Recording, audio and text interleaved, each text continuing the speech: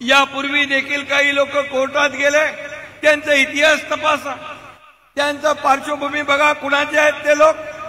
म्हणजे एकीकडे बदनाम करायचं आणि दुसरीकडे कोर्टामध्ये जायचं. मी त्याही वेळी म्हणालो होतो, उच्च न्यायालय माझ्या बहिणींवर अन्याय नाही करणार, माझ्या बहिणींना न्याय देणार. आणि मग मुंबई हायकोर्टाने त्याची याचिका फेटाळून टाकली आणि माझ्या बहिणींचा मार्ग मोकळा केला आणि आता पुन्हा त्या ठिकाणी गेलेत. खरं म्हणजे मला सांगा, सर्वसामान्य बहिणींच्या खात्यात 1,500 रुपये गेले तर तुमच्या पोटात का दुखतं? पहिले म्हणायचे 1,500 रुपयांनी काय होतंय? 1,500 रुपयांनी तुम्ही काय बहिणींना विकत घेताय? महिलांना तुम्ही लाच देताय? मला सांगा, मगाशी दादा म्हणाले सोन्याचा चमचा घेऊन जन्माला आलेले आणि पैशाच्या राशीमध्ये लोळण घेणाऱ्या लोकांना 1,500ची किंमत करणार नाही. माझ्या या ग्रामीण भागात, शहरी भागात सर्वसामान्य बहिणी ज्या प्रपंच चालवतात, कुटुंब चालवतात, त्यांना कसरत करावी लागते. मी गरिबी पाहिली आहे. आम्ही काय असं सोन्याचा चमचा घेऊन आलो नाही. आम्ही पण शेतकऱ्याच्या कुटुंबातून जन्माला आलोय, सर्वसामान्य कुटुंबातून जन्म घेतलाय. आमची आई कशी कसरत करायची घर चालवताना हे मी जवळून पाहिलेलं आहे. आणि म्हणून याची धग काय, याची गरज काय, या माझ्या समोर बसलेल्या बहिणी ज्या आहेत त्यांच्यापेक्षा जास्ती कुणाला समजणार. आणि म्हणून मगाशी ती चित्रपट पाहिली आपण, काय परिस्थिती आहे. 1,500 रुपये आल्यानंतर घरातल्या माझ्या बहिणी मुलांना काहीतरी घेतील, नवऱ्याला काहीतरी घेतील, सासू सासऱ्याला काहीतरी घेतील आणि आपला प्रपंच पुढे नेतील.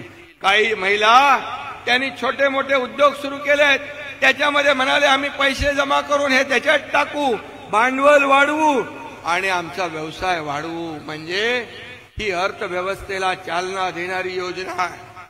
खऱ्या अर्थाने अर्थव्यवस्था वाढवणारी, चालवणारी माझ्या बहिणीपेक्षा दुसरा कोणीच मोठा असू शकत नाही. कारण त्यांना महिन्याचा जो काय खर्च आणि कुटुंब चालवताना जे काय कसरत करावी लागते त्या माझ्या बहिणींपेक्षा दुसऱ्या कुणालाही माहित नाही. आणि म्हणून आम्ही ही योजना सुरू केली. या योजनेने सगळे रेकॉर्ड मगाशी म्हटल्याप्रमाणे तोडले आणि खऱ्या अर्थाने ही योजना एवढी लोकप्रिय झाली आहे की विरोधकांच्या पायाखालची वाळू सरकली आहे. आणि मी म्हणून ही मगा जशी तुम्ही ताकद द्याल ही ओवाळणीची रक्कम आम्ही भाऊ तुमची ओवाळणीची रक्कम वाढवत जाऊ. ये तो ट्रेलर है, पिक्चर अभी बाकी है. पुढे बघा काय काय होतंय ते. आणि आम्हाला तुम्हाला देताना काही हाताकडता घेणार नाही. आणि म्हणून आम्हाला एवढंच आहे की माझ्या या बहिणींना महाराष्ट्रातल्या आम्हाला लखपती झालेलं पाहायचं आहे आणि लखपती झालेलं पाहायचं आहे.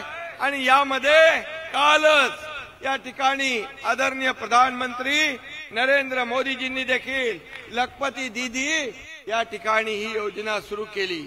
मला वाटतं लखपती दीदी मध्ये 3 कोटी मधले.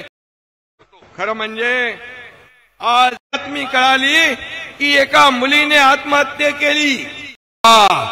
जे आपल्या योजनेमध्ये खोडा घालताय त्यांना योग्य वेळी जोडा दाखवण्याचं काम आपण करा.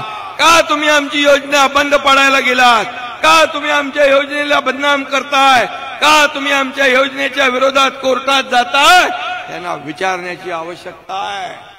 आणि इकडे विरोध करायचा आणि तिकडे बोर्ड लावायचे आणि त्याचं श्रेय घेण्याचं काम करायचं, असं दुटप्पी भूमिका जे लोक घेत आहेत त्यांना आपण बिलकुल लक्षात ठेवा. आणि त्याचबरोबर एक जे काय आता महिलांना म्हणाले मुख्यमंत्री माझी लाडकी बहीण योजना दिली, आता